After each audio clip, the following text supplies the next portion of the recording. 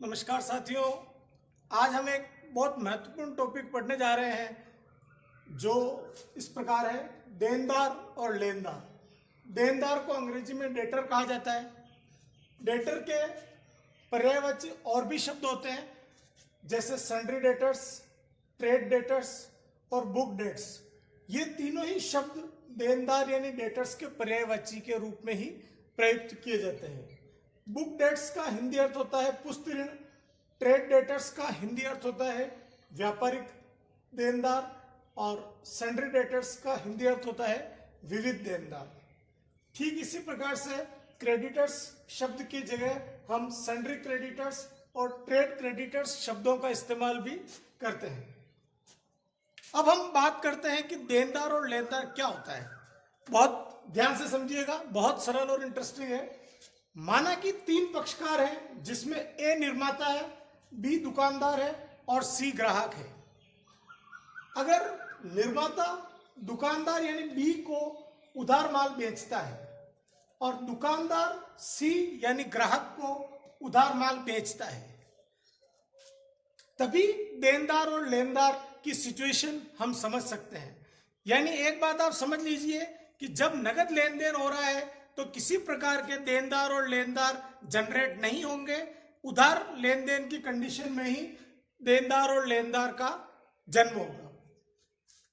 ए ने अगर बी दुकानदार को उधार माल बेचा है तो माल का फ्लो ए से बी की ओर होगा और भविष्य में पैसा बी ए को देगा। यानी ए को पैसा कौन देगा? बी, है ना।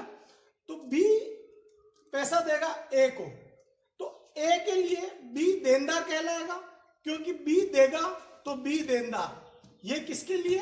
ए के लिए। तो ए की जो लेखा पुस्तकें होगी उसके अंदर जो देनदारों की सूची बनेगी उसमें बी का नाम शामिल होगा। ठीक है, क्लियर। दूसरी बात, बी दुकानदार है जिसने सी को माल बेचा है, सी उसका ग्राहक है। अब बी ने खरीदा भी उधार है और सी को बेचा भी उधार है, यानी उसके लिए देनदार और लेनदार दोनों जनरेट होंगे। बी के लिए सी देनदार हो गया और ए लेनदार हो गया। ए इसलिए लेनदार हो गया क्योंकि ए पैसा लेगा बी से और सी पैसा देगा बी को। इस प्रकार बी को क्या करना है?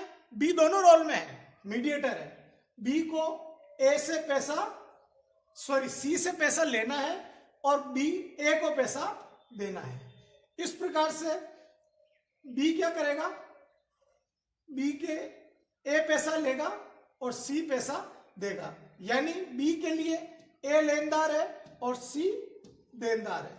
अतः बी की जो लेखा पुस्तकें यानी बुक्स ऑफ अकाउंट्स होगी उसमें ए लेनदारों की लिस्ट में शामिल होगा क्योंकि उससे पैसा लेना है, और सी देनदारों की लिस्ट में शामिल होगा।